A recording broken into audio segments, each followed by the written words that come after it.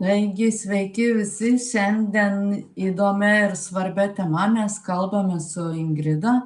Tai apie moters sveikatą ir svorį ir kas svarbu metant svorį arba, kaip pasakyti, koreguojant svorį ir ko nedaryti. Ir kaip sakiau, šiandien svečiuose pas mane Ingrida Pikelienė yra sveikatos psichologė ir mes abi labai domimės ir turim ir teorinių, ir praktinių žinių apie svorio korekciją ir kadangi mes sutinkam klientų daug ir aplamai savo rate, kuriems svarbu tas svoris, todėl šiandien pakalbėti ir pasidalinti su jumis savo patirtim. Tai labas, Ingrida.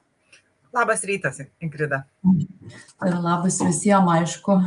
Be abejonės visai auditorijai, kuri tikiuosi klausosi mūsų ir kurią įdomi šitą temą. Ir kurie klausysis dar po to. Ir dar pamiršau pasakyti, kad galite užduoti eigoje klausimus, jei kas svarbu ar domina, mes pabandysim atsakyti iš karto arba po to, jeigu nespėsim. Ir tiesiog klausykit, žiūrėkit. Ir Ingrida, turiu tokį klausimą, kas tave paskatino domėtis būtent moters sveikata arba tavo sveikata irgi ir ta svorio korekcija? Gal sakykim taip, niekada labai nebuvau lieknutė nuo jaunystės, ar ne? Ir visą laiką buvo tos klausimas, o kasgi įtakoja, kaip čia yra, žinai? Tu matai aiškiai, kad vieni žmonės gali valgyti bet ką ir jie liekni ir nesuka savo galvos, o kitiem ne, kitiem veikia visiškai kitaip. Tai ta tema turbūt nuo labai seniai man buvo įdomi ir aktuali ir kadangi iš esmės buvo įdomu, kaip mes funkcionuojam, kaip mes veikiam, tai tas pastūmėjo mane į psichologiją ir būtent sveikatos psichologiją. Kaip mūsų kūnas reaguoja į mūsų, sakykime, psichologinę sveikatą, psichinę sveikatą, ar ne? Ir atvirkščiai, kaip įtakoja mūsų ta psichinė sveikata, mūsų būsena vidinė, mūsų fizinį kūną, kas su mumis vyksta. Tai nuo ten ta mano kelionė turbūt tokia ir prasidėjo, labiau į šitą suvokimą, supratimą ir patyrimą apie ką čia viskas ir kas čia yra. Ir mano tas kelias toks ir buvo. Pirmiausia, turbūt noras suprasti save, nes kažkaip pas vyrus, kada pastebimi šalies, ypatingai dabar jau, kada didesnė patirtis ir žinių bagažas didesnis, tai pas vyrus kažkaip šitie dalykai daug paprasčiau vyksta. Ir su svorio reguliavimu, žinoma, jeigu jie to imasi, jeigu jie nesiima, tai ten niekas ir nevyksta. Bet man šita tema buvo labai įdomi visą laiką ir mano ir magistrinis darbas buvo susijęs su būtent svorio mažinimo tema, kada yra sėkminga ir kada yra nesėkminga, kas nulemia tą sėkmę mūsų būtent svorio reguliavimo klausimuose ir veiksmuose. Tai gal taip ir atėjau iki to, kad man ta tema moters sveikata ir svoris labai tarpusavy susijusi ir aktuali. Tikiuosi atsakiau į tavo klausimą, Ingrida. Taip. O jeigu pažiūrėtume iš kitos pusės dabar, tavo pačios kelias, kiek aš žinau, irgi buvo labai įdomus ir spalvingas. Ir nuo ko tu pradėjai? Oi, net eina šiurpuliukai. Nuo ko aš pradėjau, aš taip kaip ir tu, labai, kaip nebūtų keista, nuo mažens mano svoris toks į vieną, tai į kitą pusę. Ir kažkaip netgi nuo vaikystės mano mama atkreipė dėmesį, kad tas svoris turi būti kažkoks tai. Ir turbūt mane jį paskatino domėtis tas svoris, kas čia yra ir kodėl ir kas kinta. Ir aišku, paskui jau suaugus, žinai, visos mes norim būti lieknos, idealios, kaip kataloguose ar kaip video rodo. Ir tas toks siekiamybė pasidarė, žinai, kad jau ten idealu viskas būtų, o iš tikrųjų suvokiau per gyvenimą, kad tai ne tame esmė. Esmė visai kituose dalykuose, kaip tu jautiesi su savo svoriu. Tai čia pirmas dalykas, kas svarbu. Ir kitas dalykas, mano svoris labai šokinėjo visą gyvenimą. Tai aš galiu svert mažai, tai aš galiu daugiau ir gali 20 kilogramų netgi skirtumas būt. Ir aš galvoju, kaip taip gali būt, kitiem taip nebūna. Jeigu pas juos 2 kilogramai skirtumas, tai viskas. Ir kaip tu sakai, pradėjau domėtis savo vidum, psichologija ir kas lemia tą svorio skirtumą, kodėl tas svoris vienas tuo metu toks, kitas toks. Tai va taip aš ir pradėjau savo kelią su tuo ir atėjo palaipsniui daug suvokimų. O ką tu paminėtum iš svarbiausių momentų, vat, ir iš teorinės, iš praktinės dalies, kas yra svarbu moteriai atkreipt dėmesį, kas veikia mūsų svorį? Tai pirmas dalykas ir, sakykime, nuo kurio dažniausiai mes visos pradedam, ar ne? Tai jeigu matom, kad priaugom tuos kelis kilogramus, pasilaikykim dietos. Ir turbūt ir pati esi laikysis ne vienos dietos per gyvenimą, čia mes visos turbūt šitą esam kelią. Beveik visus išbandžius, visas. 80% dietų esu išbandžius. Ir tada vėlgi mes puikiai žinom, kad tas svoris puikiai grįžta atgal, baigėsi dieta ir svoris pradeda grįžti atgal. Bet vėlgi tai nereiškia, kad kažkas su mumis blogai. Mes tiesiog bandom pakartot kažką, kas kažkam buvo veiksminga, kažkur, kažkam, kažkada. Bet esmė yra tame, kad mes kiekviena esam labai individuali, labai skirtinga. Ir tas, kas veikia tau, nebūtinai suveiks man. Ir nebūtinai man tiks. Ir va šitoj vietoj reikia aiškiai suprasti, kad dieta tai yra labai trumpalaikis kontrolės toks bandymas, kai bandom sukontroliuoti tai, kas realiai nelabai sukontroliuojamas su dieta.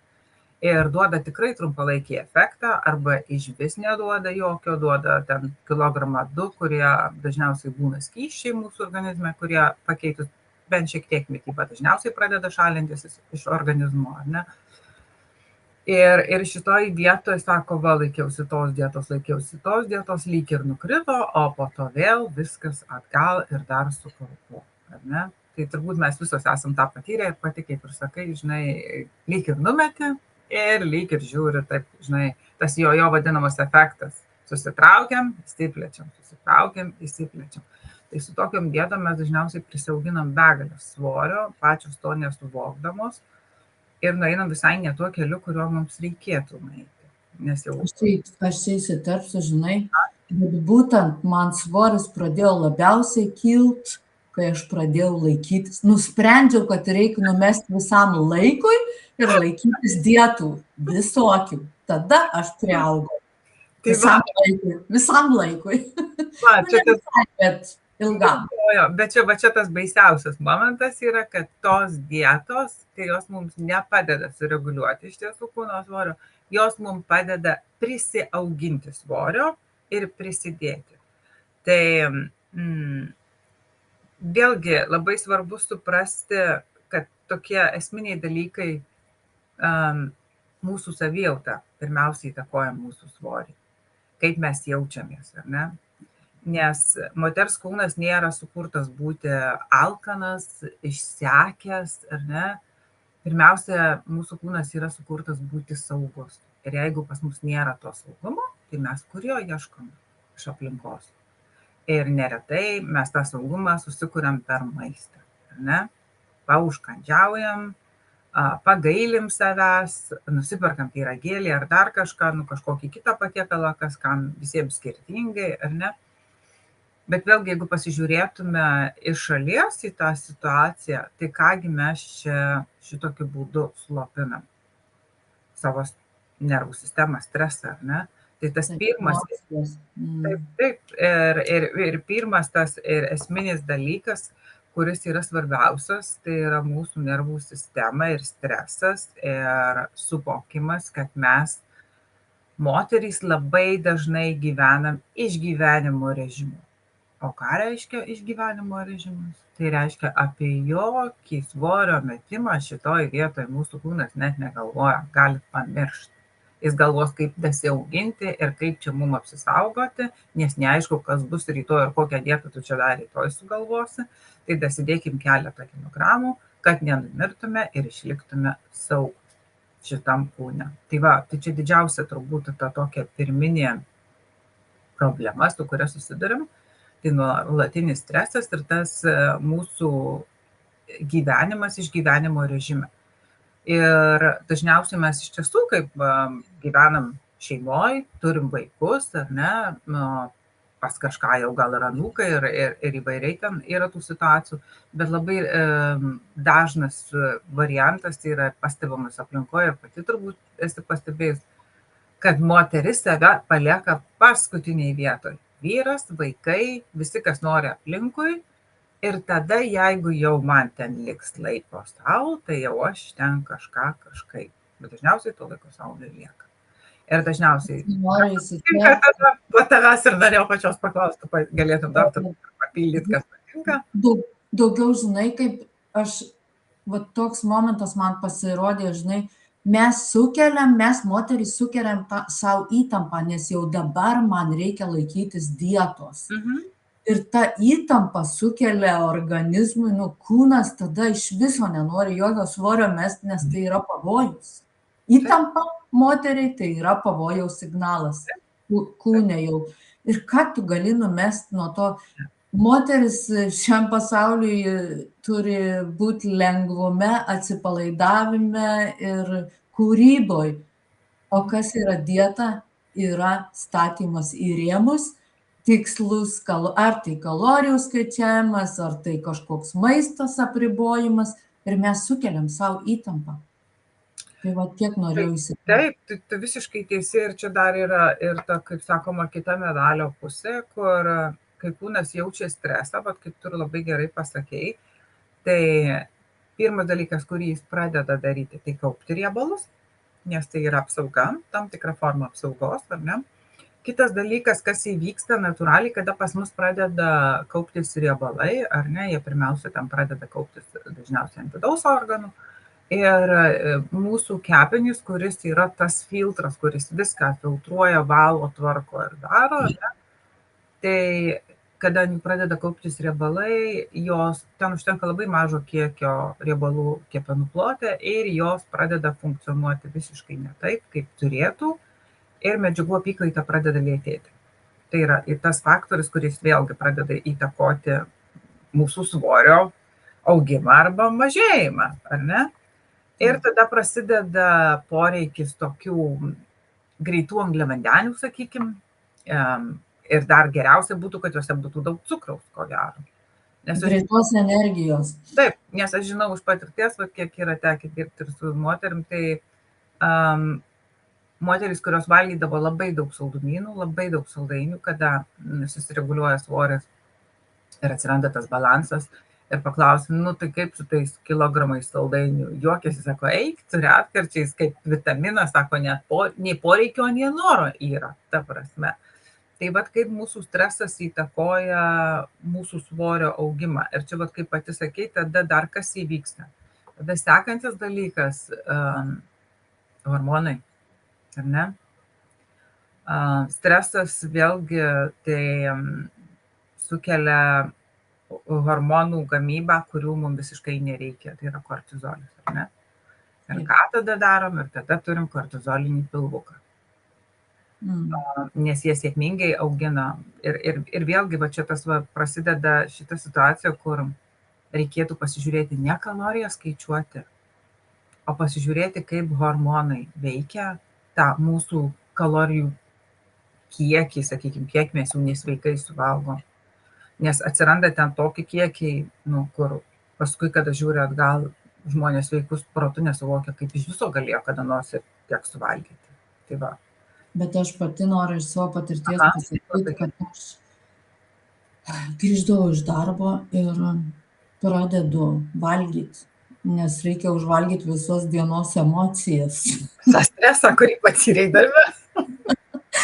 Ir kai aš suvokiau, kai atsigręžiau į save ir suvokiau sąmoningai, kas čia vyksta, Bet kaip tu sakai, ten nenormaliai galėjai visą plytą šokolado suvalgyti arba ten, nežinau, pusę bulkos, batono ar, nu, tokie greiti angliavandeniai, kurie greit suveikia, kad gautum energijos, bet kartu ir emociškai, pilvas pilnas ir gali atsipalaiduoti.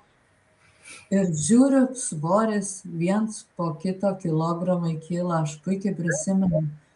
O kaip tu sakai dabar, man tie saldumynai viskas gerai, aš retkarčiais juos mėgstu, bet tai nėra kasdienybė, kad reikia užvalgyti emociškai.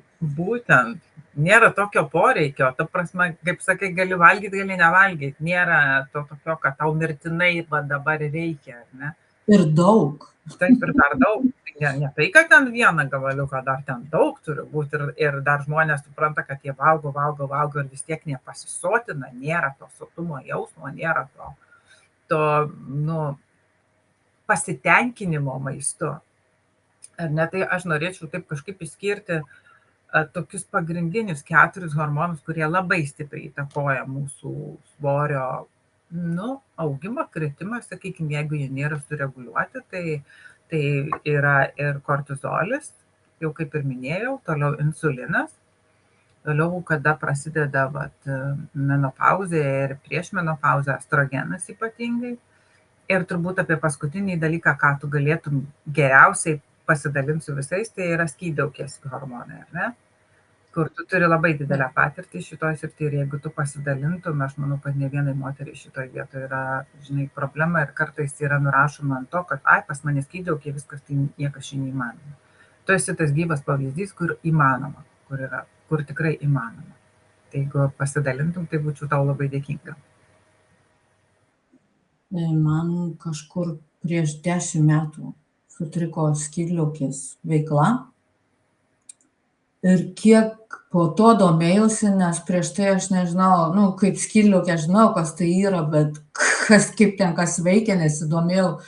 Tai supratau, kad daug moterų su tuo turi problemų ir būtent moterų. Ir tai skydliaukiai sutrikus veiklai man būtent išsiderino, bet nuo ko prasidėjo, aš labai turėjau didelių įtampų savo gyvenime. Ir aš viską laikiau, kaupiau, neištransliavau, negalvojau, kaip aš pati jaučiuosi, kaip tu ir minėjai, vyras, vaikai, reikia auginti, visa kita. Ir paskui kažkada tai pažiūrėsim. Ir ko pasiekoje sutriko skydliaukės, veikla.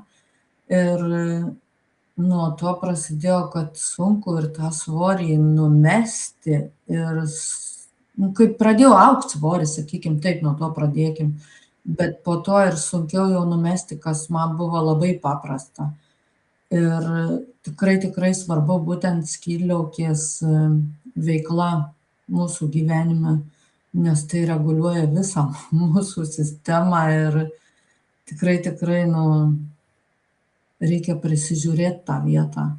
Bet aš dabar čia tavęs norėčiau dar paklausti, bet skydliaukės veikla vienas momentas yra, bet žiūrėkim, tu pati labai gerai pasakai, kad pas tave buvo labai daug įtampų, labai daug streso ir įvyko ta situacija, kai tu pamiršai apie save, tu visiškai nesirūpinai nie savo emocinę sveikatą, nie savo fizinę sveikatą, tiek, kiek reikėjo, kad palaikyti. Bet buvai visiškai pamiršus apie save. Ir tol, kol pati neatsisukai į save kaip į moterį ir nesugrįžai į save, tai niekas su to svoriu ir nevyko, kiek aš suprantu. Ir su skydliaukė niekas nevyko. Taip, ir su skydliaukė. Ir mano nuostabai, kai aš priėmiau sprendimą, galvoju, gerai, skydliaukė, bet aš taigi noriu, kad jinai veiktų.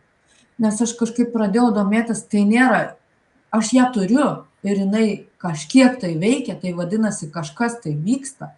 Ir aš galvoju, aš noriu, kad jinai funkcionuotų, kaip turi būti, ir pradėjau domėtis, kodėl taip vyksta ir supratau, kad aš visiškai buvau save pamiršus, bet padėjau save į šoną totaliai, tik automatizmas pavalgyti ir pažiūrėti, kad visiems gerai būtų. Ir Kitas dalykas dar buvo, kad aš netransliavau nieko į išorę. Tuo prasme, nesakiau, kaip aš jaučiuosi, nes aš pati net nejaučiau, kaip aš jaučiuosi, nežinojau, negalvojau. Tiesiog nežiūrėjau į save. Ir tuo pasiekoje viskas susikaupė, užsidarė ir kažkur tai turi, sutriko tiesiog veiklos skydliaukės, kažkur tai turėjo sprogti. Nu, tai, sakykim, taip, tos išspaustos emocijos pradėjo matytis ant tavo šonų. Ant klubų, ant liemens. Ir kas baisiausia ant liemens, kas man visiškai nebūtinga, aš galėjau būti apvali visur kitur, bet liemuo tai, kaip pasakyti, va taip va ėjo. Ir žiūriu mano nuostabai, kad nėra liemens. Prapuolė. Taip. Ir tada suvokiau, kad reikia rūpintis savim, nes niekas manim nepasirūpins. Tai žiūrėk dabar, va, iš to, ką tu sakai, tai čia labai aiškiai matosi, kad mūsų kūnui visiškai nesvarbu. Mažiau valgom, daugiau valgom, čia ne apie tai gaunasi apie tai, kad ne maisto kiekis gaunasi šitoj vietoj, o ar esam saugios, ar mes pakankamai miegam, ar mums užtenka energijos ir ar mūsų nervų sistema yra, sakykime, rami, kaip mes jaučiame savo vidų, ar ne? O kadangi visi šitie faktoriai pas tave iš to, kad tu sakai, buvo visiškai išreguliuoti, tai... Aš buvau visiškai kovos pozicija, aš galėjau atsikelti vidury nakties ir į kovą. Jeigu man reikia padėti.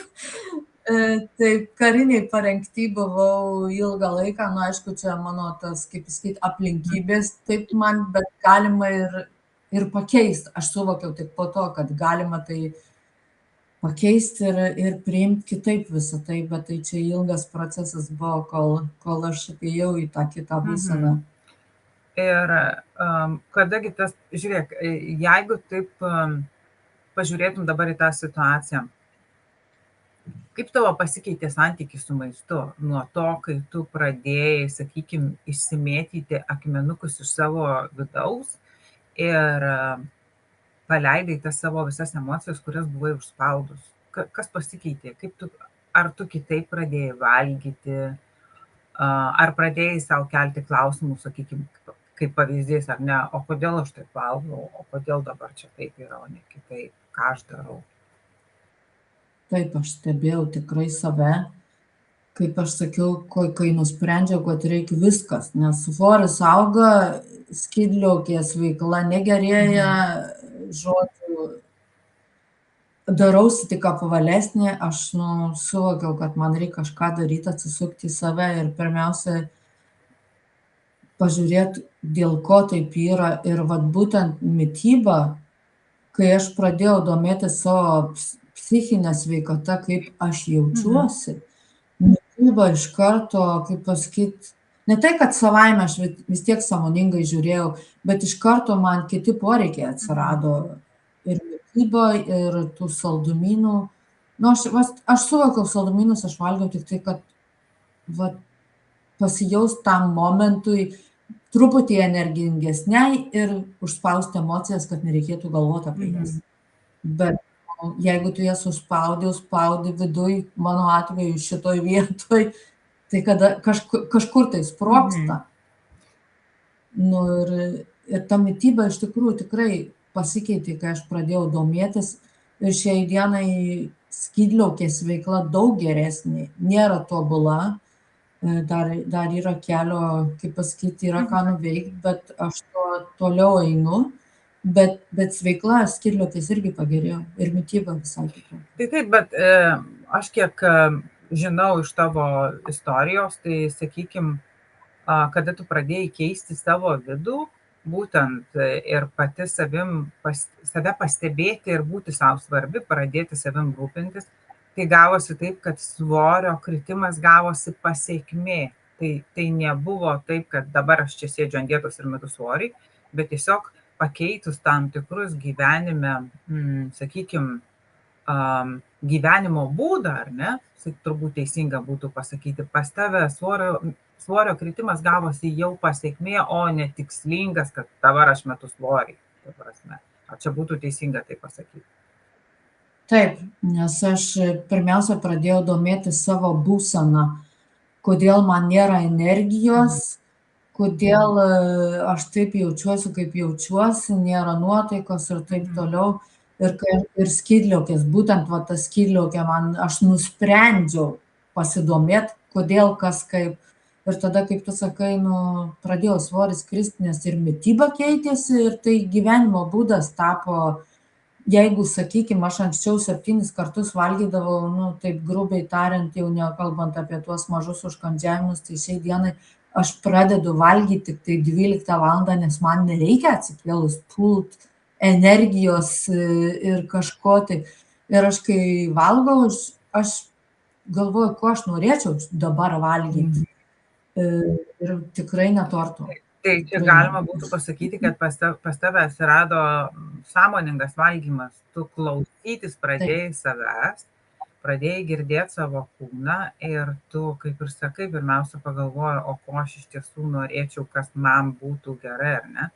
Tai turbūt galima būtų pasakyti, kad iš to tokio visiškai gyvenimo, aš net nežinau, ar prieš tai galima buvo vadinti gyvenimo būdu, bet turbūt galima, kur tu buvai pamiršusi apie save ir niekas ten nevyko taip, kaip tau norėjosi, kas liečia tave, ar ne? Visi buvo svarbesni, bet ne tu. Tu perėjai į tą gyvenimo būdą, kuris tave gydo, o ne baudžia. Tai reiškia, tau nereikia nuo nieko saugotis, nereikia apsikrauti kilogramai svorio. Ir turbūt būtų teisinga pasakyti, kad ir miego kokybė turbūt pasikeitė ir mitybos įpročiai kitokie atsirado, ar ne? Ir netgi, sakyčiau, turbūt nervų sistema, galima pasakyti, irgi pasikeitė pas tave, ar ne? Ta prasme, kad tu tapai pati savo taikoj su savim. Ar būtų teisinga tai pasakyti, kaip tu manai? Taip, tikra tiesa, ir aš stebiu, ko aš noriu pati ir kaip tai pasiekti. Ir tikrai šitie faktoriai, kuriuos tu paminėjai, tikrai įtakoja. Ir jokių būdų nenoriu lįsti į jokias dietas, nes dietos man atnešė tik tai priedus kilogramų. O dabar aš nustojau dietų laikytis ir aš išlaikau, daleiskim, pernai metais numečiau 10 kilogramų, grubiai tariant. Jie laikosi tas svoris, o nekyla, ta prasme nešokinėja. Tai man čia taip svarbu, aišku, daug faktorių ten lėmė ir tikrai ėjau į gylį, bet va šitie visi faktoriai suveikė. Ir be abejo, tai ir sureguliuota mityba, kaip sakai, kada tu klausaisi, ko iš tiesų nori, todėl kad žmonės labai dažnai galvoja, kad dabar grikių dieta, dabar kiaušinių dieta, dabar dar ten kažkokia dieta, nes draugiai suveikė. Ne, jau seniai mokslas įrodė, kad nėra teisingos mitybos, tokios sąvokos kaip sveika arba teisinga mityba, neegzistuoja. Todėl, kad mes esam labai visi skirtingi ir labai individualūs, bet to tas, kas mums tinka, irgi priklauso nuo vietos, kurioje mes gimėm ir užaugom. Čia pagal genetiką dar daug įtakos sudaro tos vietos, to regiono maistas, prie kurio mes esam pripratę. Nes ten yra daug mokslinių tyrimų daryta, kad vien tik pakeitus, sakykime, duoną ar ne, regionam galima sukelti tiek daug visokių ligų, kad, ten labai įdomi tema. Tai vėlgi nuo regiono, kuriame mes esame gimę ir kaip mes esame užaugę, irgi priklauso, kas mums tinka ir kas mums netinka. Bet kada mes pradedam gilintis į save ir pradedam iš tiesų klausytis savęs, ar aš čia noriu dabar to kiaušinio ar nenoriu, o gal aš noriu iš tiesų avokado ir agurko ir gabalėlio mažo duonos, ar ne? Ir tai nėra nusikaltimas, nes daug kas pradeda, oi, duona negerai. Jinai nei gerai, nei blogai. Man galbūt negerai, o Ingridai galbūt puikiausiai tinka tas gabalėlis duonos su pusryčiais, suprantam? Tai vad mes esam labai visi skirtingi ir išmoksti save girdėti ir klausyti, čia yra esminis dalykas. Kada mes pradedam savęs klausytis ir pradedam maitintis be kaltės jausmo, mes turim visiškai kitokį rezultatą valgydami tuos pačius produktus. Ir tai nereiškia, kad mes galim valgyti margariną. Tikrai ne apie tai. Čia tikrai ne apie tai. Reikia sveiko proto, kaip Taip, pasakyti. reikia sveiko proto, sveikos nuovokos ir suprasti, ką mes darome arba ko mes nedarome. Ir atrasti savo laiko ir pajudėti, nes mes nesam sukurti ištisai sėdėti. Kaip vienas mokslininkas labai gerai pasakė, jeigu mes būtume sukurti sėdėti, o nejudėti, tai mes maždaug būtume turbūt grybo formos. Nu, Aš kaip tik norėjau apie sportą truputį. Sportas, kaip tu sakai, ir mityba, ir sportas. Vienam tinka joga, kitam bėgimas, kitam ten vėl kažkas, tai šokis, kas yra sportas, kitam vaikščiojimas greitas tinka. Vėlgi mums reikia įsirinkti savo judėjimo būdą, nes jeigu mes prievartausim, apie ką mes kalbam labai daug su Ingrida, jeigu mes prievartausim, nes kažkas tai nuo to gerai svorį numetė ar kažkas tokio, tai mes turim vis tiek atsižvelgti į save, kas tau tinka ir judėjimo atžvilgiu. Taip, todėl aš tau visiškai pritariu, aš atsiprašau, įsidėpsiu. Čia vat ir yra gyvenimo būdo keitimas. Nėra jokios stebuklingos piliulės. Taip labai interneto platybėse galima prisipirkti daug visokių piliulių, kurios padeda mažinti svorį. Tik visi pamiršta paskaityti, kad ten mažom raidytėm apačioj parašyta, kad reikia keisti gyvenimo būdą ir aktyviai gyventi, ir ten visko daug prirašyta. Bet ten tokio mažom raidėm, kad dažniausiai niekas neskaito ar nekreipia dėmesio. Ir tada pradeda gerti tas piliulės ir sako, neveikia, niekas nevyksta. Bet jeigu jūs nieko daugiau nekeičiat, tik tai nusipirkot ir geriat tas piliulės, tai greičiausiai, kad nieko ir neįvyks. Nes esmė yra vėlgi atsisukti į save, pasižiūrėti, kiek mes laiko miegam, kiek mes laiko skiriam savo, ar mes bėgant valgom, ar sugebam atsisėsti ir pasiklausyti savęs ir atrasti laiko tam pavalgymui, ar ne, o nebėgant gatvę ir pasakysiu dabar labai grubiai, suryti kažką tai, nes man tas, kai bėgant gatvę kemšasi kažką tai į burną, tai man yra visiškas ryjimas, kaip tų žuvėdrų, kurios skrendančios ten kažką ar kirai pagriebia ir suryja. Tai jūs net nejaučiat, ką jūs ten valgot. Tai apie kokį svorio reguliavimą, metimą ar dar kažką gali eiti kalba. Ne, pirmiausia, reikia sustoti ir atsisukti į save. Kitas dalykas, bet kaip ir sakei, tie stereotipai, viskas nuo sausio pradedu eiti į sporto klubą ir dabar jau čia kai bus, tai bus. Ir paradoksas, kurį dažniausiai pastebiu, tai pradeda dažniausiai eiti ir vyras, ir žmona, abu. Ir vyrui kažkaip tas svoris krinta, o moteriai nukrito 2-3 kilogramai ir viskas. Ir jinai sėdi ir vos nesašarom. Aš darau viską kaip mano vyras, pažiūrėkit, kaip jis atrodo, pažiūrėkit, kaip aš. Tai pirmiausia, mielosios mano, yra toks paprastas dalykas. Vyrų fiziologija visiškai skiriasi nuo moters ir man atrodo labai sąmoningai ir paprastai galim tai suvokti, kad mes turim tai, ko vyrai neturi. Mes turim tą gebėjimą ir galimybę gimdyti vaikus. O ką tai reiškia? Tai reiškia, kad pas mus hormonų balansas per mėnesį pasikeičia kelis kartus, kad mes gyvenam ciklais, ar ne? Ir sakykime, jeigu intensyvus sportas mums tinka ciklo pradžioj, tai į ciklo pabaigą visiškai netinka. Ir jeigu mes ciklo pradžioj galime valgyti, sakykime, daugiau visokio baltyminio maisto, kurio mums tikrai reikia ir jis labai gerai veikia, tai į pabaigą ciklo mums daugiau reikia angliavandenių. Tiesiog pagal tai, kaip pas mus hormonai veikia. Ir jeigu mes neatsižvelgiam į šitus dalykus, o prievartaujam savo kūną ir bandom iš jo išspausti kažką, tai jisai ginasi, jisai bando nuo jūsų apsisaugoti. Jisai saugosi nuo jūsų pačios, visais įmanomais būdais, kad tik tai jūs nenumestumėt, nes jam svorio, nes jam tai lygu savižudybė, nes neaišku, iki ko jūs ten davarysit. Dar dažniausiai tas ten, senas stereotipinis mąstymas, kad, daugiau judėk, mažiau valgyk. Tai čia dar padeda, dar geriau pridaro visokių reikalų. Tada prisijuda iki tiek ir prisimažina iki tiek, kad valgo 400 kalorijų į dieną. ir svoris nekrinta, o jis negali kristi, nes čia jau išgyvenimo režimas. Jau čia Ir visiškai. sekina grinai. Taip, visiškai. Jau čia toks išgyvenimo režimas, kad paskui, jeigu tik tai keliom kalorijom daugiau, viskas man svoris auga. Jis ir turi augti, viskas teisingai, jis ir turi augti. Todėl, kad tai yra nenormali norma, kurios žmogaus organizmui visiškai neužtenka ir žmogus negali išgyventi su 400 kalorijų į dieną.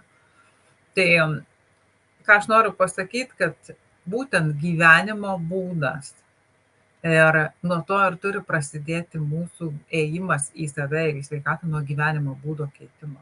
Atrasti minutę laiko savo, išgirsti save pirmiausia, pasižiūrėti, kiek mes miegam, pasižiūrėti, kiek mes išgeriam vandens. Ir nereikia ten tų 2-3 litrų. Pradėkit nuo stiklinės ryte šilto vandens, atsikelkit ir pradėkit nuo to, kad jūs bent sugebėkit išgerti. Kūno temperatūros mažiausiai turėtų būti vanduo, bet geriau būtų, kad šiek tiek dar šiltesnis. Išgerkit stiklinę vandens ant tuščio skrandžio ir leiskit išsivalyti. Ką tai duoda? Tai duoda šiltas vanduo išskiria tulžį visų pirma ir tulžis gaunasi su vandeniu, jinai taip kaip čia lietuviškai dabar pasakyti, angliškai tai labai gerai sako flush, nuplauna, ar ne, sakykime, ten daug dalykų per mūsų. Išplauna, pavadinčiau lietuviškai. Jo, taip, išplauna per mūsų žarnyną, iš mūsų žarnyno viską, ko ten nereikia. Ir man labai kažkada patiko geras palyginimas buvo Almos Mieliauskienės, turbūt daug kas esat anais laikais skaitę ir dabar net nežinau, gal yra prekyboje Valgau ir lieknėj knygą, kada jį numetė ten tikrai didelį svorio kiekį ir man jos komentaras labai patiko. Žiūrėkit, sako, jūsgi į seną, kaip seną, nešvarų puodą, neplautą, nededat naujų produktų ir negaminat maisto, neverdat sriubos, ar ne, ant senos sriubos. Tai kodėl jūs į savo kūną, jo nepravalę, dedat naują maistą, kitą maistą, kuris kažkaip tai ten nusėstų ir dar apkrautų. Tai į šitus dalykus niekas neatsižvelgia. Ir čia tokios atrodo smulkmenos, bet reikia atsiminti vieną dalyką, kad mūsų gyvenimas susideda iš mažyčių smulkmenų. Ir tos mažos smulkmenos, kurių mes dažniausiai nepastebim, ir sukuria mūsų gyvenimo būdą, kuris mus nuveda arba vienu keliu, arba kitu keliu. Tai va. Aš noriu, Ingrida, truputį apie tavo pavyzdį pakalbėti. Tu irgi ten, kiek pamenu, apie 30 kg numetei. Ar taip? Ką darei, nes moterim irgi svarbu ne tik teorija, bet kaip mes čia galim teoriškai visur galima pasiskaityti, bet mes jau išbandę ir praktiškai abi. Tai ką tu darei ir iš kur tas svoris pas tave atsirado visų pirma, nes tu nebuvai tokio dydžio. Ne, nebuvau. Prieš tai užaugo kažkur ir ką tu darei? Tai mano vienas iš tokių momentų, kada man svoris stipriai pradėjo augti ir kuris labai stipriai susijęs būtent su vienu iš tų dalykų hormonai, aš porą kartų per mano gyvenimą man teko patirti gydymą hormonais ir tas kiekvienas kartas davė tokį rezultatą, kur tas svoris užaugo labai greitai ir labai stipriai. Pas mane yra, kaip čia pasakyti, mano organizmas labai keistai reaguoja į visokius vaistus ir gydymus, mato kaip toksiną. Ir ten prasideda tokios reakcijos, kad buvo momentas, kaip viena gydytoja juokėsi, sako, jūs galite gerti vandenį, sako, rezultatas bus tas pats. Tiesiog buvo tokia situacija. Manęs tas netenkino. Tai kaip pavojų ar kai... Jo, kažkaip tai taip. Būtent pavadinti. Jo, kaip toksinus ir tada deda į šoną viską, nes kas nutinka su mūsų organizmu labai dažnai, jeigu gauna, sakykime, medžiagas, kurių nesupranta, neatpažįsta, tai gali dėti į šoną, jų nešalina, jie deda į šoną ir kaupia, kol supras, ką su tuo daryti. Mūsų organizmas, kūnas yra baisiai protingas dalykas, tik tai, kad mes, kai gimstam, niekasgi neduoda mums tų instrukcijų, kaip juo teisingai naudotis. Tai mes tada per gyvenimą ir atrasdinėjom, kaipgi čia teisingai jo naudotis, ką daryti ir ko nedaryti. Tai mano kelias irgi buvo toksai, atrasti, kas veikia ir kas neveikia, ir ką daryti ir ko nedaryti. Aš irgi Kas išbandžiau daug, tau suveikė? taip, aš irgi išbandžiau daug visokių dietų, kurios, bet turbūt galutinai padėjo užsiauginti papildomus 30 kg, maždaug taip sakykime. Ir po to, bet būtent mano visi mokslai, studijos davė man tą suvokimą, kad palaukit, tai turi būti kažkoks tai būdas, ar ne? Tai man padėjo protarpinis badavimas, bet vėlgi čia reikėtų labai atsargiai tą pasižiūrėti ir suprasti, ką darom, o ne chaotiškai valgau, nevalgau ar ten dar kažkaip tai. Nes aš ir pati šitoje vietoje iš pradžių dariau klaidų, kol aš supratau, kaip teisingai tai veikia. Tai man protarpinis badavimas padėjo ir vėlgi tas atsisukimas į save, nes buvo gyvenime irgi labai daug streso, labai daug įtampų, o tas tikrai nepadėjo mažinti svorio, absoliučiai ne. Ir man dar didesnį stresą kėlė tai, kad aš buvau tokio svorio ir tokios išvaizdos, kad aš pati savęs nepriėmiau tokios. Man tai buvo tragedija, katastrofa, visiškai katastrofa. Tai pirmas turbūt tas dalykas, kai tu nustoji kovoti su savim ir priimi save tokią, kokia tu esi tuo metu. Nes bet kokiu atveju tu supranti, kad tu nieko nepakeisi, tu gali pykti ant savęs, gali priimti, nepriimti, gali daryti, ką nori, bet šiandien tu esi tokia. Ne? Ir tik tai nuo to, ką tu darysi šiandien, va čia ir dabar, priklauso, kokia tu būsi rytoj. Tai kai mes pradedam orientuotis į save ir priimti save tokią, kokią šiandien esu ir neiti iš tos aukos pozicijos, kad ir gerai, ir tokia esu, tai dabar dar vieną pyragėlį suvalgysiu, ar ne? O pradedu žiūrėti, o gerai, o kągi aš galiu pakeisti ir padaryti kitaip, kad aš būčiau sveikesnė, nes man norėjosi gyventi ir aktyvų gyvenimo būdą ir ta prasme, aš svėriau 95 gal kilogramus, vienu momentu 97 panašiai. O ūgis koks? 74. Tai mane gelbėjo mano ūgis, 1,74 m, tai mano ūgis mane tik tai ir gelbėjo. Aš puikiai žinau, nes kadangi aš 1,68 m, tai tik tai užsidedi kelis kilogramus ir pasidarai tokia keturkampa. O ūgis vis tiek duoda savo ilgos kojos, kaip mes vadinam. Jo, ir tos netrumpos mano kojos, tai mane tas ir gelbėjo, sakykim taip. Gal dar išmokti ir apsirengti, ir prisitaikyti, ir prisiderinti. Ir dar turbūt yra vis tiek tas stereotipas, kaip tu turi atrodyti, ar ne? Taigi visos norim būti baisiai lieknos ir labai gražios. Tai kada išmeti tuos stereotipus iš galvos ir pradedi priimti save tokią, kokią esi pirmiausia, ir suvokti, kad tas svoris per mėnesį nepasikeis. Nei per 2, nei per 3. 30 kg, ne, brangieji, ne, tikrai taip nevyksta.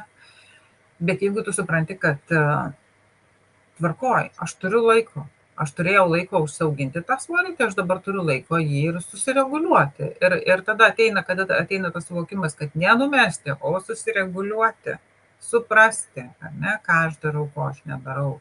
Ir prisiimti pačiai savo ir vidinę, ir išorinę atsakomybę už tai, ką aš darau arba nedarau, tada pradeda keistis. Ir man tokie esminiai dalykai, tas judėjimas irgi, kadangi mano darbas yra sėdimas. Aš ir čia sėdžiu, ir kada nuėjusi darbą, daug to sėdimo darbo, daug rašymų, bendravimo su klientu, tu irgi sėdi. Tai tada tu turi atrasti laiko savo, o kadagi aš pajudėsiu.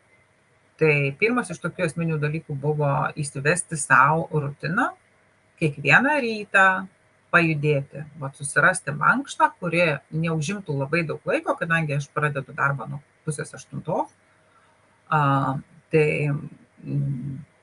negaliu 2 valandas sportuoti iš ryto, neturiu tam nei laiko, nei noro ir man save reikėjo priversti sportuoti, nesu aš ten kažkokia tokia sportininkė. Tai pradinis tas etapas buvo gerai. Aš turiu savo 7 minutės ryte. Aš tikrai jas turiu. Ir aš tikrai, jeigu aš neturiu savo 7 minučių, tai apie ką mes šnekam tuomet? Per dieną. Taip. Savo. Taip, iš 24 valandų, jeigu aš neturiu savo 7 minučių, tai apie ką mes šnekam? Tai prasidėjo nuo to, kad aš pradėjau žiūrėti, kaip aš jaučiuosi, ar ne? Ir va, aš galiu pasakyti, kad tos 7 minutės tai yra 7 pratimai po minutę. Aš juos pirmiausia pasirinkau stovimus pratimus, kad nereiktų ten kažkaip atsigulti, dar kažką daryti. Tai va, buvo 7 pratimai, dušas. Aš praktikavau ir dabar kartais praktikuoju šaltą karštą dušą, šitus dalykus. Ir šaltas dušas ypatingai gerai yra svorio metimui, nes jisai padeda tuos baltuosius riebalus paversti pilkaisiais riebalais, bet neapsišlakstymas, o ten reikia realiai pratinti save ir prastovėti maždaug 3 minutės po šaltų dušų, kad per visą tekėtų, nes tas keičia tą dalyką. Ir dar ką daro šaltas dušas, greitina medžiagų apykaitą, padeda, suaktyvina, sakykime, medžiagų apykaitą, ar ne? Kadangi visą gyvenimą nebuvau pusryčių tokia labai valgytoja, tai man kažkaip aš sugrįžau į tą, kad aš galiu sau leisti nevalgyti pusryčių, nes ta klaidinga visų nuomonė, kad pusryčiai yra svarbiausias dienos patiekalas. Ir aš kaip dabar labai pasakysiu, nė velnio, nėra jokio mokslinio tyrimo įrodančio, kad tai yra svarbiausias dienos maistas. Yra įrodyta iš visų tyrimų, kaip tai atsirado. Tai atsirado iš sausų pusryčių reklamos. Šitas, kad tai jūsų svarbiausias, bet nėra jokio mokslinio tyrimo, kuris galėtų pagrįsti ar patvirtinti, kad pusryčiai yra svarbiausias dienos patiekalas. Tikrai ne. Tikrai ne. Žinok, dabar tave pertrauksiu, nes man tokia, klausant tavęs, mintis atėjo. Pirmiausia, reikia išmesti tais taisyklės, kur visi tą daro. Nes ką aš padariau, kas man suveikė, vat būtent apie tos pusryčius. Aš tai valgydavau, tai nevalgydavau pusryčius labai įvairiai, bet kai su skydliaukės veikla, kai sutriko, tai aš visą taip negalėdavau, energijos nebūdavo. O dabar net negalvoju apie pusryčius. Aišku, aš naudoju papildus, kurie veikia Fitline'as, bet tai man irgi duoda tokį, kaip nėra poreikio. Bet esmė tame, kad aš 12:01 dar tik galvoju, ką aš norėčiau valgyti. Tai ta prasme, ką norėjau apie tai pasakyti, kad išmeskit visas taisyklės, koks sportas teisingas, koks vaikščiojimas teisingas. Tiesiog atraskit savo būdą, kas jums veikia, bet aš ką dariau, aš bandymo būdu. Pasižiūriu, galvoju, reiktų šitą pabandyti. Veikia, neveikia, patinka, nepatinka, nes moteris, ypač moteris, turi jausti malonumą. Tai absoliučiai. Ir tai žodžiu, taisyklės išmeskit, kas teisinga ir bandykit savo ramiai, savo be spaudimo, kas jums veikia. Nes mums, kaip ir tu minėjai, mums veikia skirtingi dalykai. Absoliučiai. Absoliučiai skirtingi dalykai. Aš ir dar pridėsiu, geras pavyzdys čia toks vyriškis yra, kur naudodamas Fitline'ą, to Top Shape'o papildą būtent svorio reguliavimui, jisai numetė 30 kilogramų. Ir žmonės išgirsta ir puola. Dabar įsidėsiu tabletę ir viskas. Bet jisai būtent pabrėžia, nes jisai skaito paskaitas, aš pakeičiau gyvenimo būdą. Taip.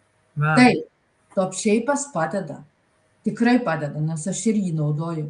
Bet jisai nesureguliuoja visko. Tai yra priedas. Taip.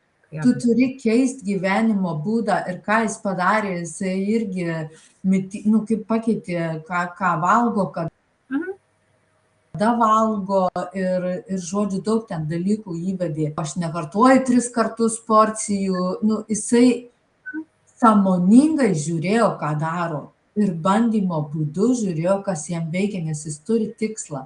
Tai man patinka jo tas pavyzdys, kad nepamirškim gyvenimo būdo pakeisti, nes viskas veikia, jeigu tu žiūri, kaip veikia ir įvedai visą kitą.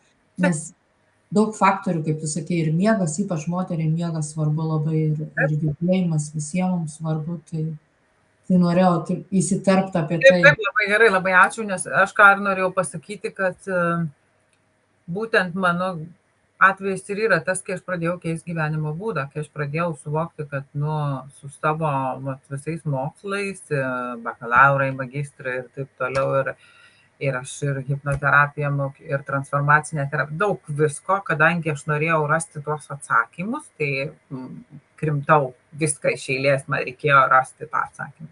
Žinios pirmiausia. O atsakymas labai paprastas. Gyvenimo būdas. Pirmiausia, keisti gyvenimo būdą. Nepakeistus gyvenimo būdo mes nepasikeičiam patys. Tai va, kai keičiamės mes, keičiasi mūsų gyvenimo būdas.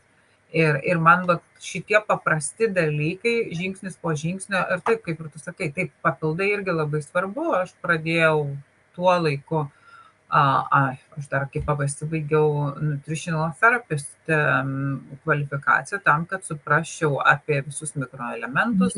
Gali išversti į lietuvių kalbą. Dabar teisingai nutricionologija lietuviškai, ne? Tai iš esmės, kad suprasčiau, kogi reikia organizmui, ko trūksta, arba kaip subalansuoti visus tuos dalykus, nes ten yra vėlgi daug niuansų, kada, sakykime, trūksta vitamino D, daug procesų organizme nevyksta ir vėlgi tada sunku sureguliuoti ir svorį, ir daug kitų dalykų. Tai aš pradėjau nuo vitamino D, K2 naudojimo, nuo šitų dalykų, po to atsirado, kada, kaip sakai, atsirado Fitlainas, ten dar paprašiau, viskas subalansuota, yra sudėliota, kaip reikia, rytinės, vakarinės, ten tos porcijos, taip čia kita tema yra. Tai tiesiog įsisprendė tas, kad nereikėdavo pirkti daug skirtingų papildų, vitaminų, sakykime, kad juos sugerti. Ir daug kartų galvot, kada ką gerti. Todėl, kad neapsigaukit. Dar kas žmonės kaip apsigauna, kada eina pasidaro kraujo tyrimą, sako, oi, mano vitaminas D yra norma. Kas yra norma? Vitaminą D matuoja nuo 30 iki 100. Tai jeigu jūs esate tose ribose, tai tipo norma. Bet niekas nepasakė, kokia jūsų yra konkrečiai norma. Todėl, kad aš žinau, aš turiu pavyzdžių, kur, sakykime, sakė, kad netrūksta vitamino D, bet kada sudėliojam pagal klausimyną atsakymus, mes matom, kad jo trūksta ir kada žmogus pavartoja, praeina tam tikrose vietose raumenų skausmai, kojų skausmai, mėšlungiai nustoja, baigėsi. Tai, suprantat, mes... Tai galima ištirti kitų būdų, ar trūksta? Taip. Pagal simptomus galima atsakyti, net nebūtina daryti. Kraujo tyrimas, aišku, labai gerai. Ypatingai, kada jau ten rodo tą visišką trūkumą, tai jis tik patvirtina. Bet neretai mes galim pagal simptomus pasakyti, kokioj pozicijoje mes esame, ko mums reikia arba nereikia. Ne? Bet aš sakau, su vitaminu D tai neapsigaukim ir neapsikvailinkim, todėl kad mes negyvenam ties ekvatorium ir nelakstom pusnuogiai ant saulės visą dieną, kad mes gautume tik, kiek reikia vitamino D. Tai mums jo reikia. Mes didesnę laiko dalį, būkim biedni, bet teisingai praleidžiam patalpoj ir saulės šviesos praktiškai iš vis nematom. Tai yra tas vitaminas, kurio mums praktiškai visada reikia vartoti, apskritus metus, galbūt vasarą galima nevartoti, jeigu daugiau išeinam į lauką, bet jeigu esam oficiniai žmonės ir didesnę dalį laiko praleidžiam ofise ir į darbą išeinam ryte ir einam vakare, tai greičiausiai, kad ir vasarą mums reikia pavartoti vitamino D. Tas nuovargis labai didelis irgi būna daugam nuo vitamino D trūkumo. Taip, kaip vitamino D trūksta. Bet vėlgi ten yra jo vartojimas būtent su vitaminas D su K2, nes be K2 jis irgi neveikia, tai ten yra labai daug visokių niuansų, kuriuos reikia žinoti, bet galima pasitarti su specialistais šitoje vietoje. Tai aš dėl to ir pradėjau gilintis į šitus visus dalykus, kad suprasti, tai jeigu man šito trūksta, tai aš galiu čia daryti, ką noriu. Čia nieks nevyks pas mane, joks šis svoris mane. Tai taip žingsnis po žingsnio, ir tu pradedi keisti savo gyvenimo būdą, įpročius ir pamatai, kad, taip. Kitas dalykas, kuris svarbus, dar noriu pridėti labai trumpai, pradėjus ką nors keisti savo gyvenime, bet kokį įprotį, skirkit tam bent 21 dieną. Mūsų organizmas nemėgsta pokyčių. Aš iš karto pasakau, kad nemėgsta. Ir dažniausiai... Priešinasi netgi nemėgsta, o priešinasi. Mūsų pasąmonė mėgsta tai, kas yra pažįstama ir suprantama, ir visiškai nemėgsta to, kas yra nepažįstama ir nesuprantama. Tai sakykime, jeigu jūs pradėsite daryti mankštą kiekvieną rytą, tai pas jūs pradžioje eis pasipriešinimas, nežinau, kas čia per nesąmonė keltis dabar darytis. Bet jeigu užsibrėšite savo, sugebėsite užsibrėžti tą limitą, kad aš tai darysiu bent jau 21 dieną, pamatysit po 21 dienos atsiras poreikis, nes jau kūnui patiks tas dalykas ir pamatysit, kad jaučiatės visai kitaip, jeigu nepadarot mankštos ryte. Ne? Ir tada toks kaip ir diskomfortas atsiras dėl to, kad nedarot ir norėsis daryti. Bet aš tai turiu labai paprastą visiems pasakymą, jeigu neturit savo 7 minučių iš 24 valandų, tai atsakykit pati savo, o kam jūs turit laiko tada? Apie ką jūsų gyvenimus? Kur jūs naudojat laiką? Ir kur jūs padedat savo laiką ir apie ką jūsų pačios gyvenimas. Ir tik nereikia sakyti apie vaikus, apie šeimą. Ne. Kai mama yra sveika ir kai mama sugeba pasirūpinti savim ir skirti savo pakankamai dėmesio, tai jinai visiškai kitokios kokybės dėmesį duoda savo vaikam ir savo vyrui. Pradėkim nuo to. Ir nepamirškim, kad mes esam pavyzdys savo vaikam. Mamos, mes esam pavyzdys savo vaikam ir jie kopijuoja mus. Norime to ar ne? Dėja. Ir jie neklauso, jie stebi. Taip. Ir ima iš mūsų pavyzdžio. Ką mes sakom, jie neklauso. Jie perima visas mūsų, kaip pasakyti, įpročius ir mūsų, na, aišku, nebūtinai viską, bet labai dažnai todėl tas mūsų gyvenimo būdas, kaip mes gyvenam, ką mes darom arba nedarom, vaikai tai labai mato ir tada gali atsisukę pasakyti, palauk, o kaip tu darai, sako, žinai. Ir koks tada atsakymas. Negalim reikalauti paskui iš vaikų to, ko mes patys nedarom. Tai čia tik kaip pavyzdys. Taip. Žinai, kažkokia mintis tokia atėjo, kol tu kalbėjai, toks gal ir banaliai skambantis meilė savo. Taip. Nes visą apie šitą, ką mes kalbėjom, tai yra meilė savo. Ir tas svoris, jisai atsiranda ir kaupiamas dėl to, kad mes, stokojam meilė savo. Taip, ir aš kažkaip tai pati savo, gal esu pasirašius tokį pabaigai, gal galima būtų ir pasakyti, kad kažkaip tai galvoju, kad jeigu vis tik tai pavargot nuo visų dietų, ar ne, ir jos nusibodo, tai matyt, galima būtų taip pasakyti, kad jau pabudot, ar ne, ir nebenorit kovoti su savo kūnu, su savim. Ir galbūt jau atėjo tas laikas, kai norit bendradarbiauti su savo kūnu, nes kai moteris gyvena harmonijoje su savim, jai nereikia būti liesai ar dar ten kažkokiai, jai tiesiog reikia būti savim. Ir tada jūsų išvaizda, jūsų kūno svoris jau yra pasekmė. Kai mes save gerbiam, save mylim, save vertinam, mes tiesiog savo neleidžiam apleisti savo kūno ir savęs nemylėti. Niokoti save neleidžiam. Taip. Ir tada svoris yra pasekmė, ta prasme, į kurią pusę mes einam, į tą pusę svoris arba kyla, arba leidžiasi. Aš trumpai labai apie tą svorį ir savivertę kažkaip irgi susiję moters, tada jinai nepasitikė savim, kai tas viršsvoris. Trumpai gali keliais sakiniais pasakyti, kaip mus veikia tas būtent jau turėjimas viršsvorio, kad mes tokį užsukam spiralę tokią. Užburtam rate tokiam, ar ne? Taip. O pas daugelį moterų yra ta problema, kad, bet vėlgi čia stereotipinis mąstymas, kurį reikėtų išmesti ir jo atsisakyti, kad jeigu moteris turi viršsvorio, tai pas ją savivertė labai neretai nukrenta. Jinai savęs nevertina, nurašo, netgi pasakyčiau taip, kad nurašo. Ir taip tai yra ganėtinai neretas atvejis, kada yra susiję dalykai, moters tas viršsvoris įsivaizduojamas. Bet vėlgi tai atsiranda iš to, kad yra visuomenės normos, taisyklės kažkokios tai, į kurias mes pastoviai kaip moterys bandom įtilpti, būti jose, ar ne? Nėra jokių taisyklių.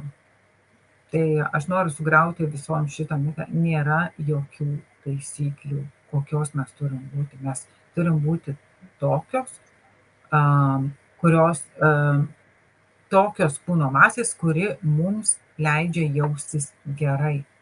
Nei ten tas 90, 60, 90, nei ten tas kiek ten tų kilogramų, visai ne apie tai. Aš ir pakalbėjau tuos matmenis.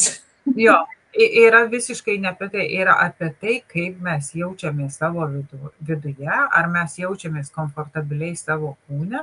Ir jeigu ta kūno masė, kurią mes turim, mums yra visiškai patogi, ji netrukdo mums judėti, neriboja mūsų, mes puikiai užlipam laiptais ir neuždūstam, viskas tvarkoja. Kas jums sakė, kad jums reikia mesti svorį? Jo tikrai nereikia. Čia ne apie tai visiškai. Čia apie tai yra, kada mums reikia susirūpinti savo kūno svoriu, kai jau mums braška sąnariai, kai mes užlipam kelis laiptelius ir mums pritrūksta oro, daug ten tų tokių niuansų. Negalim pasilenkti, užsirišti batų raištelių ir taip toliau. Čia jau reikia susirūpinti ir jau reikia kažką pradėti apie tai daryti. Bet yra geriausia, kai mes neleidžiam savo nueiti šito kelio, kai mes pasiekėm tokį kūno svorį. Neapleisti savęs. Tai čia turbūt svarbiausia. Žinai, kokia man tokia mintis kilo, kad vertė jau buvo nukritus prieš pradedant. Ne apie vertę visiškai tas svorio kilimas. Jau nevertinom savęs prieš tai. Tai pastebėti irgi savo, kaip pasakyti, kiekviena moteris, iš vis kiekvienas žmogus, bet šiandien apie moteris verta visko. Taip, absoliučiai. Ir tik tai leiskim savo būti savim ir stebėkim save ir viskas su jum gerai, ta prasme, nieko čia nėra pas ne vieną blogo, reikia tiesiog pajaust, ar aš su tuo gerai jaučiuosi. Ir aš dar norėčiau šitą vietą pridurti, kad kiekviena moteris turbūt pirmiausiai nori leisti savo būti gyva, jausti, patirti. Ir tik tai, kai mes leidžiam savo patirti viską, ką patiriam, ką mes jaučiam, ar ne, neblokuojam, neignoruojam, neapsimetinėjam, kad viskas gerai. Bet jeigu man negerai, tai aš ir sakau, man taip negerai. Ir ką aš galiu pakeisti, kad aš jausčiausi kitaip šitoje situacijoje. Ne šaldytuvą atsidaryti, ar ne? Bet atsisukti į save ir pažiūrėti, o kodėl aš taip jaučiuosi? Kaip aš nuėjau iki šitos, kaip aš priėjau prie šito, kad aš šiandien taip jaučiuosi, kas įtakoja. Ir kai mes įsimėtom tuos akmenukus iš savo daržo ir išsiravim piktžoles, tik tada gėlės gali pradėti augti. Ne? Tai lygiai taip ir šitoje situacijoje, kai mes įsimėtom iš savo vidaus visus stereotipus, visas tas taisyklės primestas, kurios yra ne mūsų visiškai. Ir pradedam atsisukti į save ir žiūrėti, o kasgi gerai man iš tiesų, kasgi man patinka, ar ne? Va tik tada mes galim savo leisti būti savim ir pradėti gyventi gyvenimą, kuris yra apie mus, o svoris yra pasekmė. Svoris jau visada seka iš paskos. Jisai prie mūsų prisiderina, susibalansuoja, nes nebėra nuo ko saugotis tada, ar ne? Kūnui nereikia nuo jūsų saugotis, tai reiškia, nereikia auginti svorio. Ir tada, kada nėra streso, kada nėra įtampos, kada mes miegam normaliai, kada mes valgom normalų sveiką maistą. Ką reiškia sveika? Ne margariną turiu omeny. Tada viskas susidėlioja. Visi žino šiais laikais, kas yra sveikas. Aš manau, kad jau šiai dienai tai visi žino. Nereikia šiandien apie tai. Aš manau, kad visi žino, kas yra sveika ir kas yra nesveika. Tai, nes visi labai gilinasi ir domisi, ypatingai tiem, kurie kūno svoris yra aktuali tema. Tai aš manau, kad leiskim savo būti savim, pamirškim visas taisyklės, atsisukim į save ir pradėkim jausti ir gyventi pagal tai, kaip jaučiamės. Tada ir maitinsimės taip, kaip mūsų kūnui reikia, taip, kaip mums reikia, o ne užkimšim emocijas, kiek nejausti. Taip. Ir kai mes jaučiamės, ypač moteris, kai jaučiasi gerai, tada aplinkui išorė jis skleidžia gėrį ir aplinkui išorė irgi jaučiasi gerai, o aš kalbu apie vaikus, apie vyrą ten ir visą Šeima, visi. aplinką. Taip. Tai kažką dar pridurtum pabaigai, nuo ko pradėti moteriai ir kažkaip apibendrint 1-2 sakiniais. Tai pirmiausia, nuo ko pradėti, tai atsisukti į save ir pasižiūrėti, kas didžiausią stresą jums sukelia jūsų gyvenime ir kiek laiko savo skiriate dieną. Ir aš sakau visą laiką, pradėkime nuo tų 7 minučių savo. Nesvarbu, ką jūs darysite per tas 7 minutės.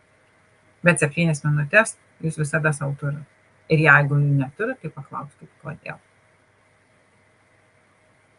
Tai mano palinkėjimas toks būtų, nes kada mes atsisukam į save, tą kelią yra daug lengviau nueiti ir svorio mažinimo, ir sveikatos pataisymo, ir bet kurį kelią daug lengviau nueiti. Kai girdim save, kai jaučiam save, tai matom. Ačiū tau, Ingrida, už tokius žodžius, už tokią pabaigą ir kas mūsų klausys dar po to įrašo, tai galite rašyti klausimus po video, tikrai atsakysim ir manau, kad tai ne mūsų paskutinis kartas, nes mes labai daug susiduriam su žmonėm, kuriems svoris svarbus ir manau, kažkaip pagimdysim netgi kažkokį kursą, kažką planuojam, turim visokių idėjų, bet manau, kad pratęsim šitą temą kažkokiu tai būdu toliau, nes tai yra svarbu daugam ir kaip ir Ingrida minėjo, tai nėra svarbiausia ir nėra, kad tas būtent svoris yra kažkas giliau po juo. Visą laiką. Nes, kaip ir pati sakai, tas svoris tai yra pasiekmė. O kas mus nuveda iki to, čia yra esminis dalykas, kur reikia pasiieškoti, kaip mes atėjome iki to kabliuko. Ir kai mes jį surandam, labai geras tas toks suvokimas, kai mes suvokiam, kad tu negali pakeisti to, ko tu nesupranti. Tai tam, kad pakeisti savo svorį, mums reikia suprasti, kodėl mes jį turim, ką mums jo reikia, nuo ko jis mums saugo. Kai mes tai suprantam, mes galim tai pakeisti. Ir kas mes esam ir ko mes norim. Čia giliai jau užbaigiam dabar, bet ačiū tau, Ingrida, ir iki pasimatymo. Ačiū tau už kvietimą, ačiū visiems, kas žiūrėjo ir kas dar žiūrės. Taip, iki. Iki.